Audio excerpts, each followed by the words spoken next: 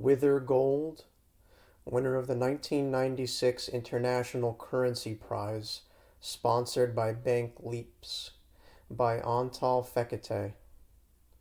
Introduction. The year 1971 was a milestone in the history of money and credit.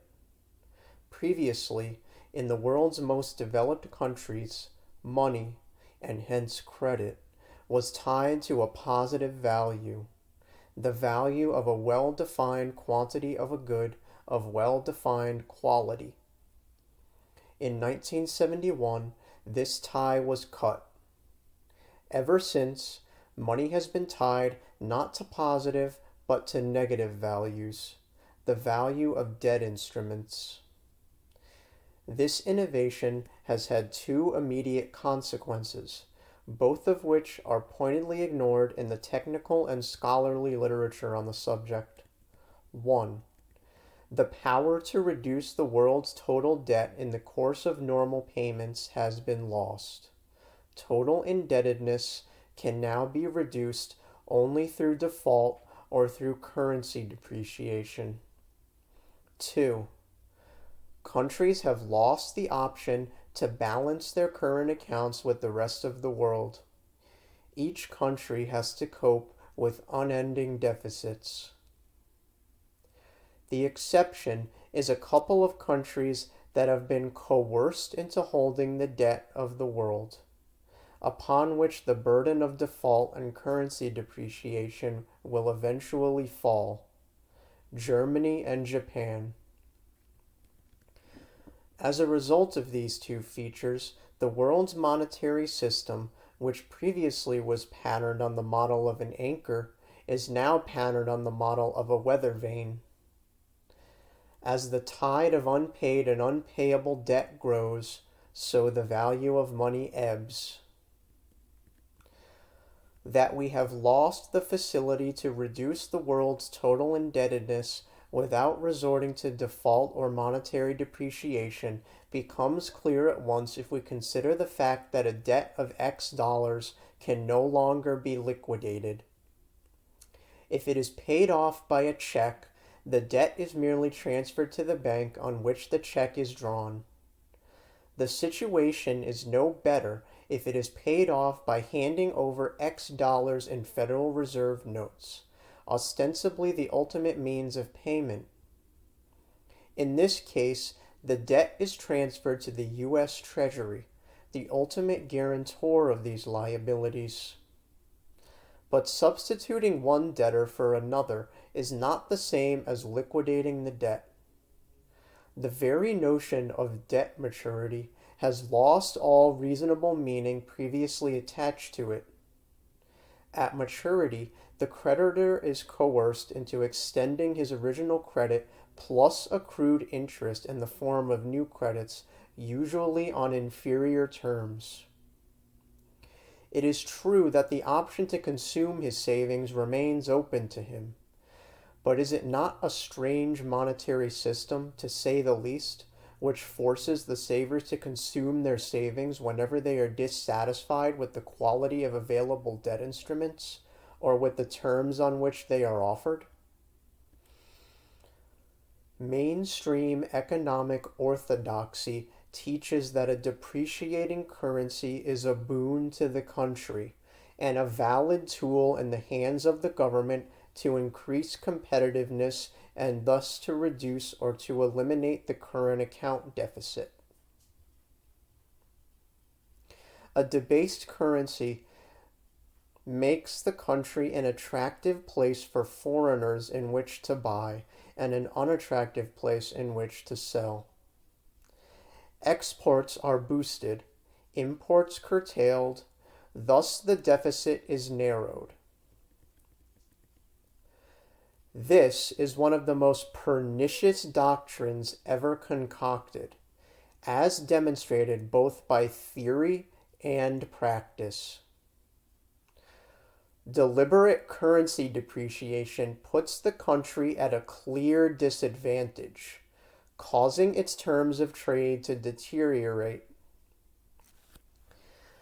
As all items for export have imported components, no one can maintain for long low export prices in the face of ever-rising cost of imports.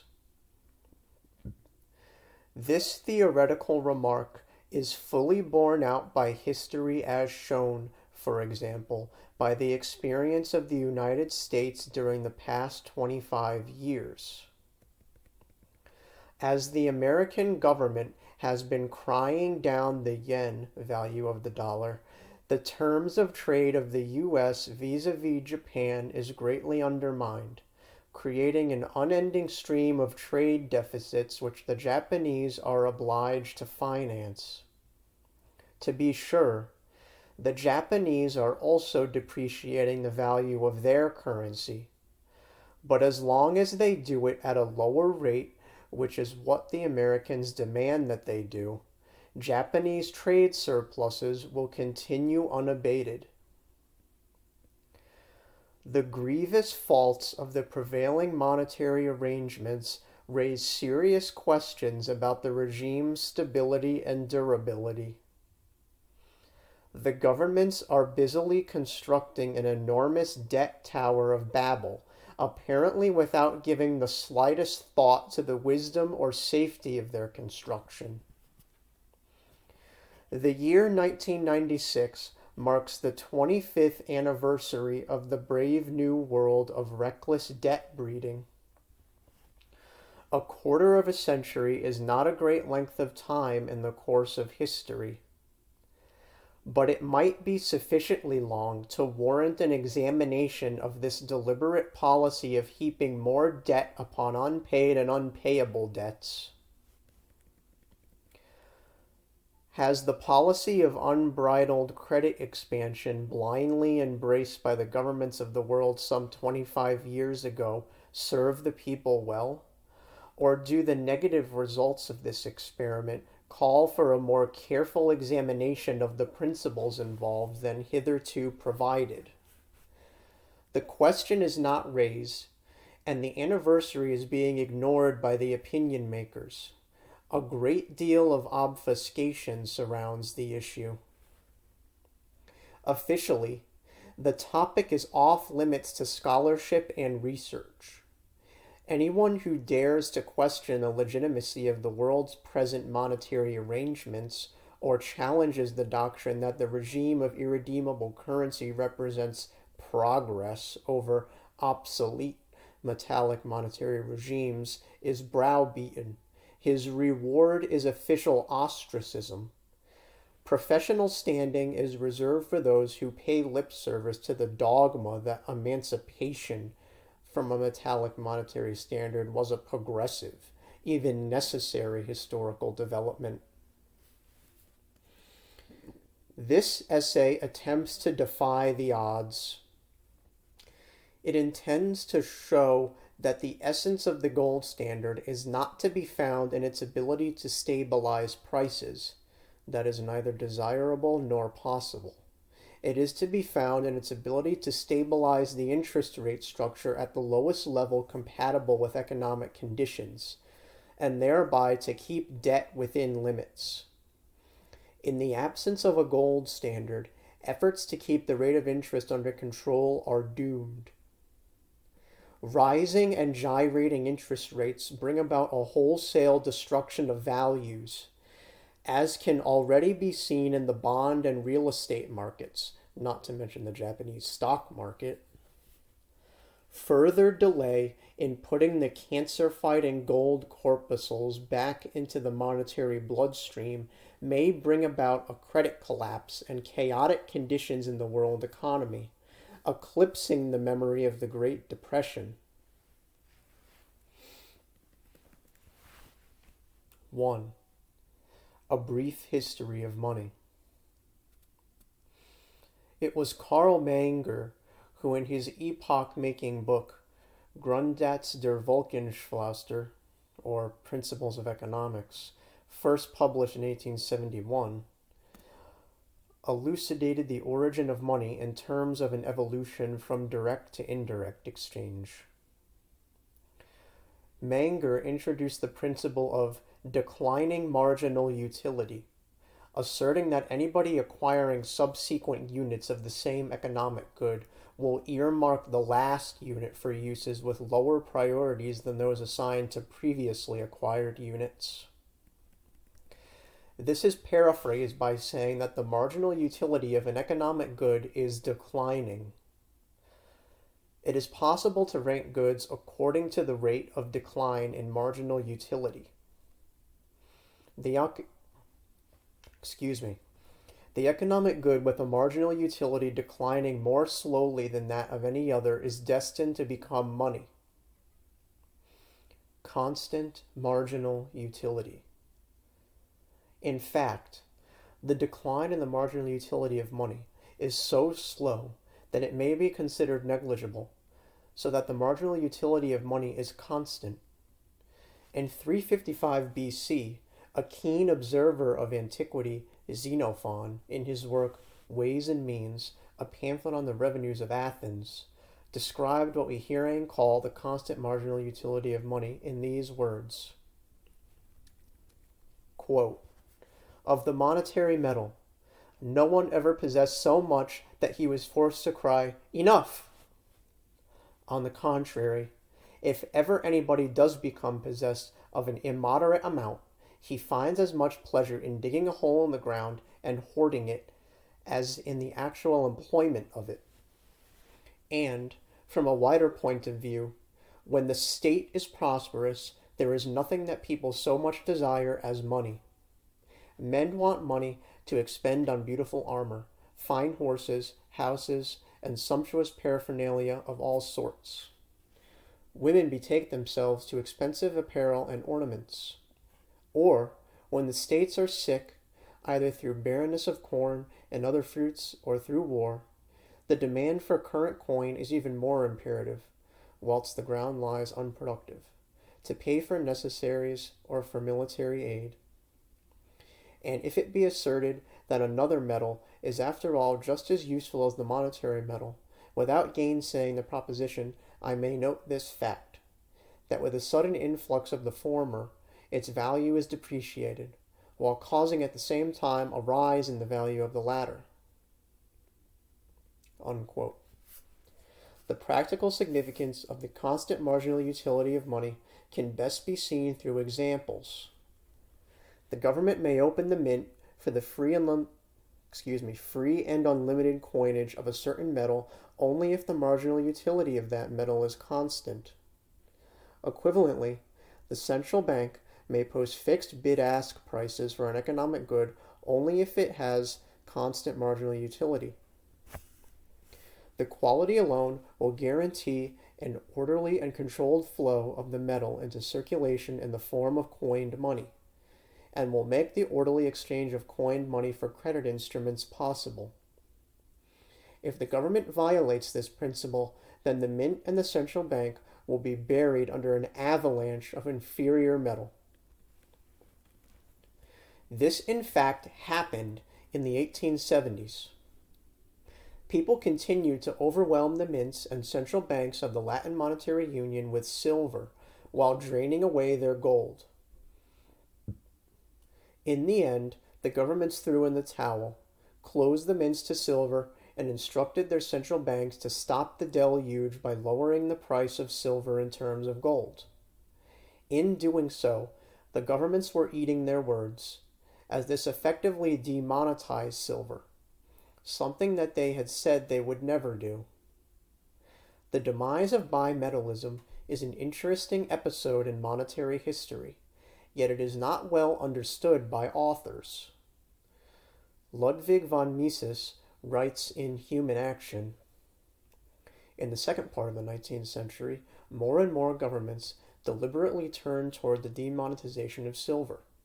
The important thing to be remembered is that with every sort of money, demonetization, i.e., the abandonment of its use as a medium of exchange, must result in a serious fall of its exchange value. What this practically means has become manifest when in the last 90 years the use of silver as commodity money has been progressively restricted. This appears to confuse cause and effect. In reality, the demonetization of silver was not the cause but the effect of the decline in the relative value of silver. Moreover, it was not the governments but the markets that did the demonetizing. Elsewhere in the same book, Mises confirms this, quote, "The emergence of the gold standard was the manifestation of a crushing defeat of the governments and their cherished doctrines." In the 17th century, the rates at which the English government tariffed the coins overvalued the gold guinea with regard to silver and thus made the silver coins disappear. Only those silver coins which were much worn by usage or in any other way defaced or reduced in weight remained in current use.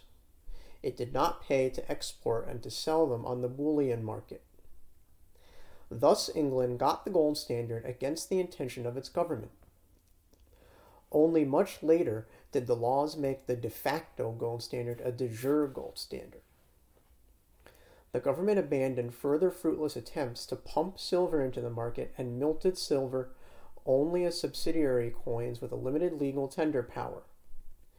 Later in the course of the 19th century, the double standard resulted in a similar way in France and in the other countries of the Latin Monetary Union in the emergence of de facto gold monometallism.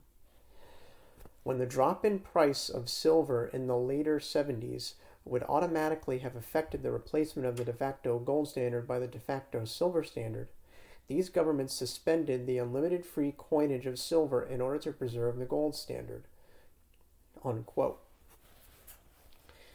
It would be more accurate to allude to government efforts to, quote, pump silver back into the market, unquote.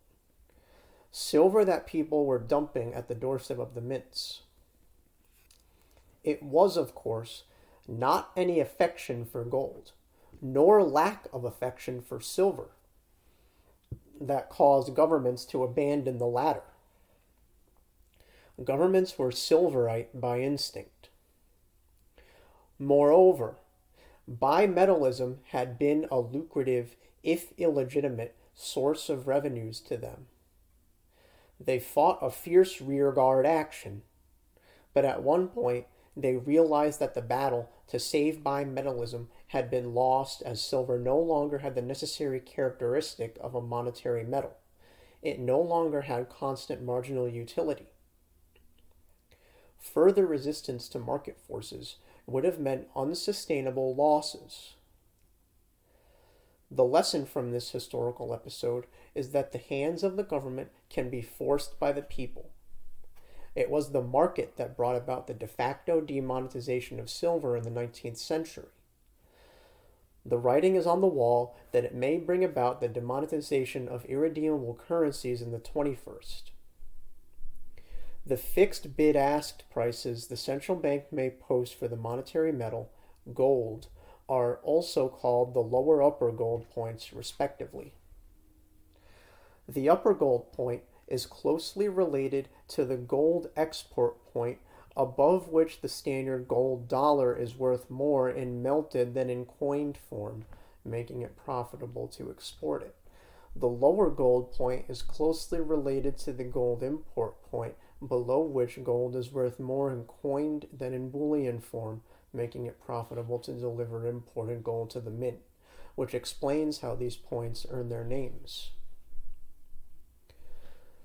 The most important consequence of constant marginal utility is the fact that the utility of money is proportional to its quantity, and money is the only economic good with this property.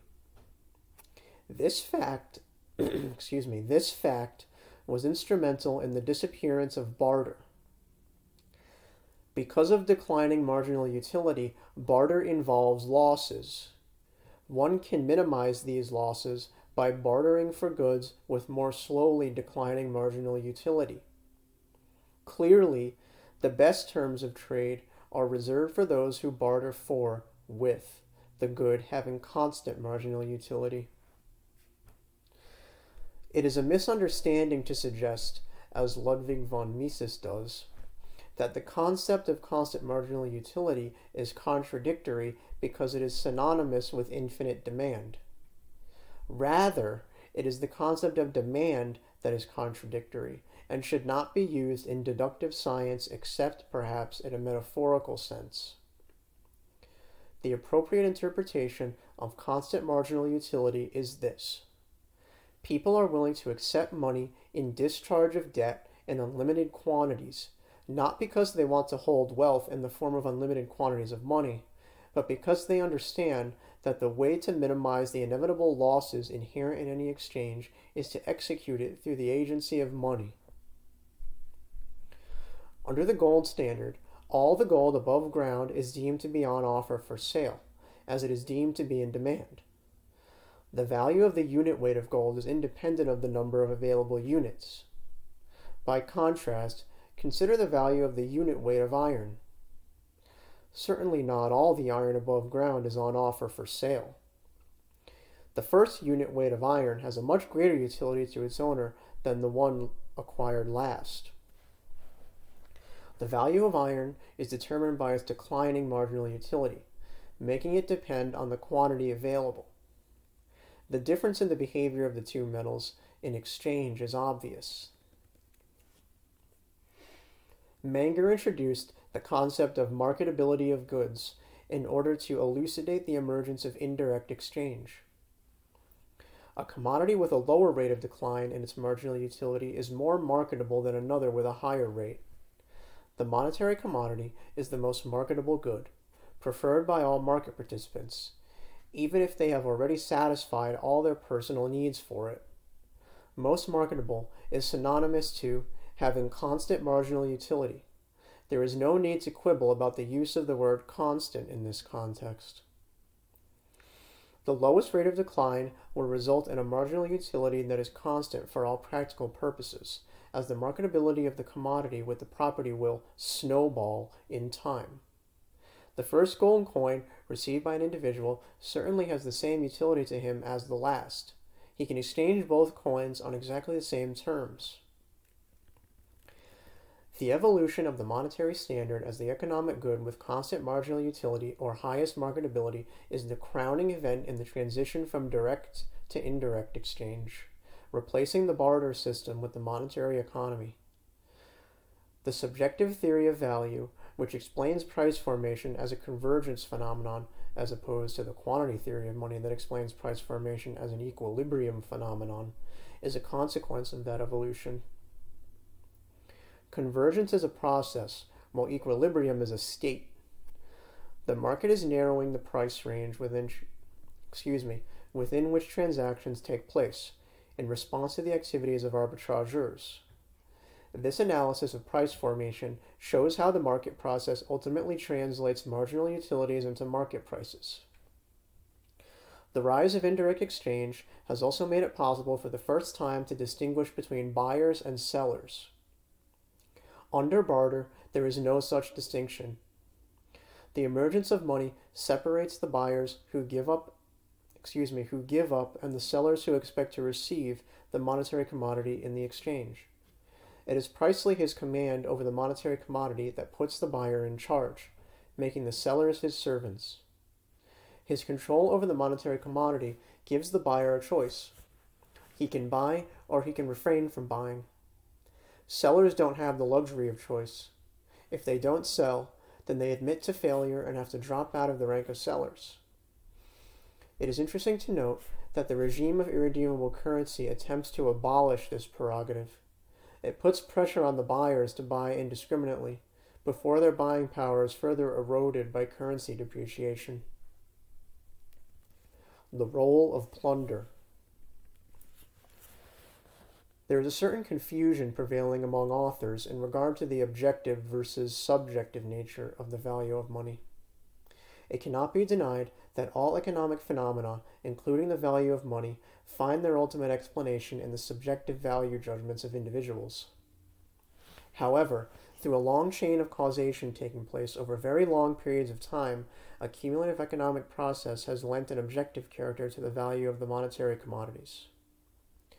The value of a monetary commodity is the result of an evolution that took millennia to complete. Consumers, producers, and other actors in the economic drama tend to keep sizable stores of the monetary commodity on hand. partly because constant marginal utility makes money an ideal place where to park one's assets. The cumulative effect of this causes the combined stocks of the dispersed monetary metal to reach a singularly high level relative to the rate of annual production. As a consequence, the stocks to flows ratio, total stocks divided by annual production, eventually becomes a high multiple quite unheard of for other commodities. In the case of gold, this ratio has been estimated to be 50. This means that the total world stock of gold is about 50 years production at present rates of output. The same ratio for a non-monetary commodity is usually a small fraction, at any rate no higher than 1. The ratio 1 may be reached in case of staple food items harvested once a year at harvest time. This means that society is not willing to carry and store more than a few weeks or months' supply of most economic goods. The only exceptions are the monetary commodities.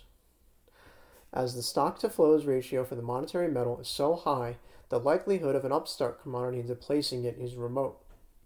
In order to bring about such a change, it would be necessary to accumulate stocks, a process that might take hundreds of years.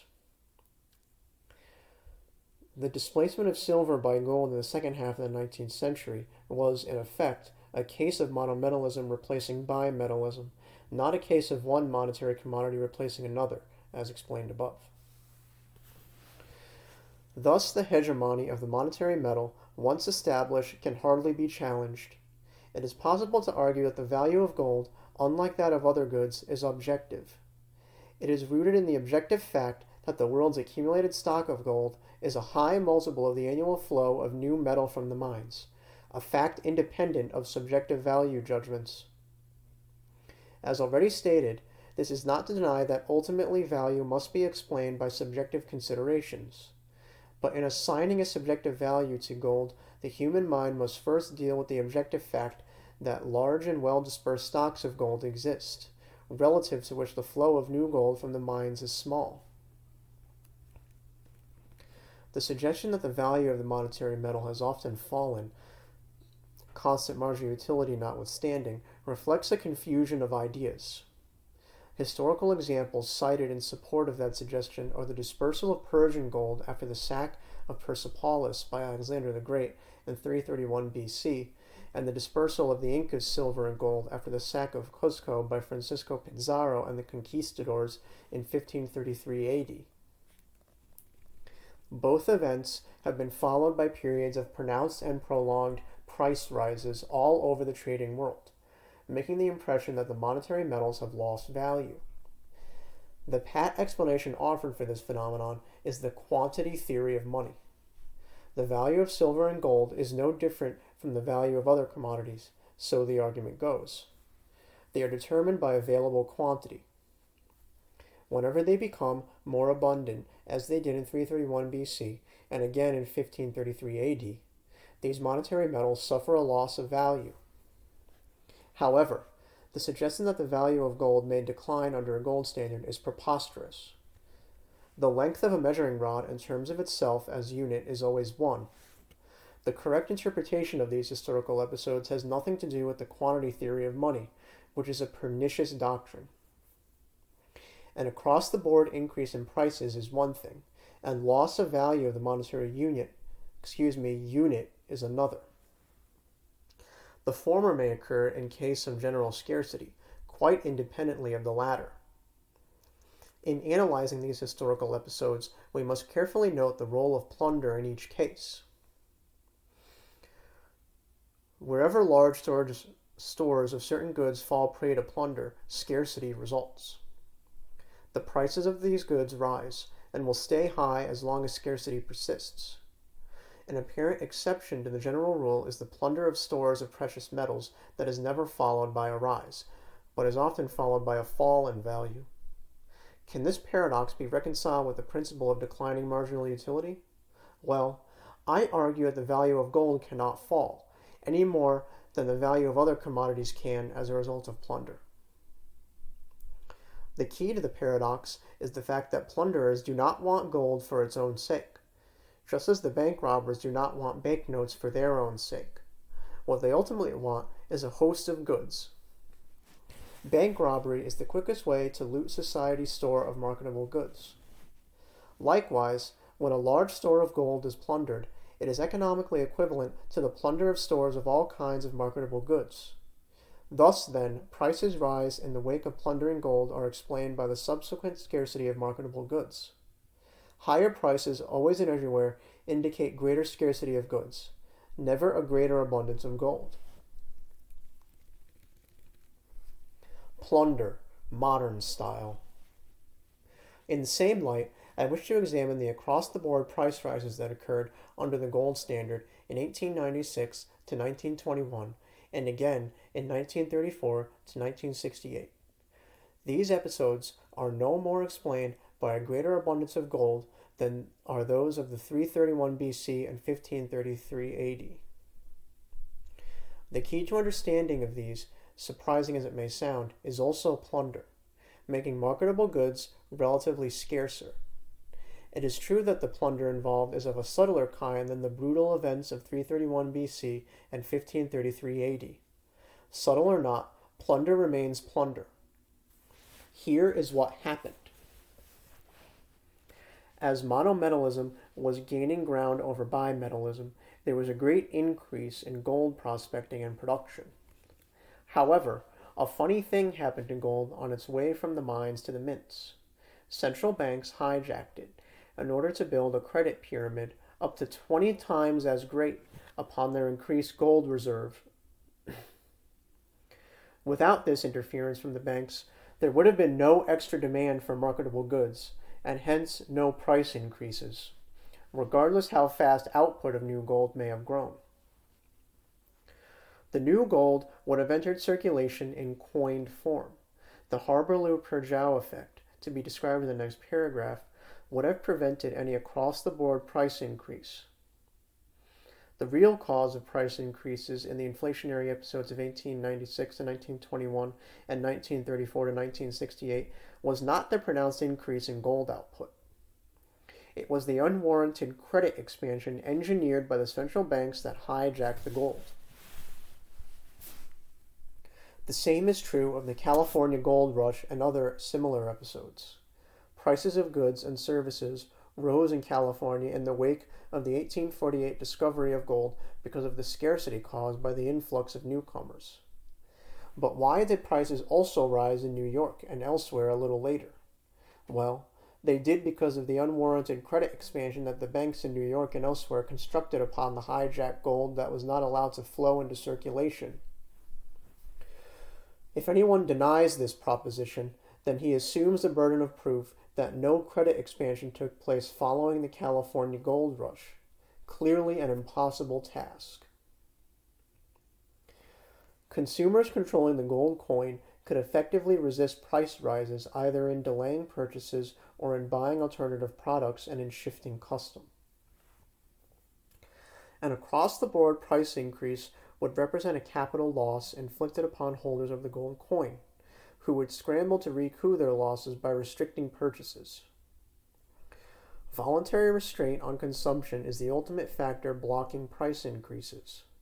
Note, however, that the Harberlew-Purgow effect operates only on the gold component of the money supply, but not on the credit component.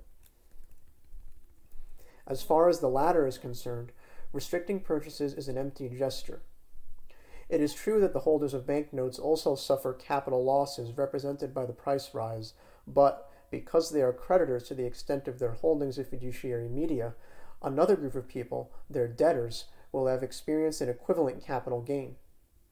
The stepped-up spending of the latter group will offset the spending restraint of the former, and the net result is an across-the-board increase in prices. For more on the Harberlew-Purgow effect, see R. Hinshaw, edition Monetary Reform and the Price of Gold. Abolishing the gold standard because it could not prevent price rises due to plunder, followed by a collapse in prices, is akin to putting the bearer of bad news to death. Gold was simply doing its job in reporting the extent of economic disruption caused by plunder, credit expansion, flood, earthquake, war, etc. In no way can gold be held responsible for the disruption itself. Rumors about the death of the gold standard are grossly exaggerated. In 1930, Keynes correctly described the impact of the two great historic dispersals of gold on the future monetary role of the metal in his book, A Treatise on Money. He made a convincing case that dispersal of gold from fewer to more numerous hands has always been instrumental in promoting the monetary qualities of the yellow metal. But Keynes went on to prophesy that the exact opposite would take place in the 20th century, probably having a fatal effect on gold's future prospect to continue as the monetary metal par excellence. What he referred to was the weaning of the public from the gold coin, the concentration of gold in central bank vaults, and the unprecedented increase of banknotes in circulation. We need not be surprised that Keynes avoided using the word plunder to describe this process. He himself was the chief instigator of the trick of taking gold away from man's greedy palms. However, Keynes' prophecy concerning gold's future fell short of the mark. Keynes failed to foresee the coming of the third, and so far the greatest, dispersal of gold a generation after his death in 1947. It took the form of a great official gold dumping, ushered in by the U.S. Treasury gold auctions in 1974, followed by further auctions of central bank gold under the aegis of the International Monetary Fund, IMF. Later, the auctions were suspended, possibly because it was belatedly realized that the U.S. Treasury and the IMF had made themselves the laughingstock of the world. They were throwing away their most reliable asset in exchange for irredeemable promises to pay, at ludicrous prices to boot. Still, official holders such as Canada, Belgium, and the Netherlands occasionally dump gold on the market. Moreover, in 1995, there was more talk about new IMF gold giveaways, ostensibly to raise funds for economic aid to support the less developed countries. Thus, the third great dispersal of gold is still continuing.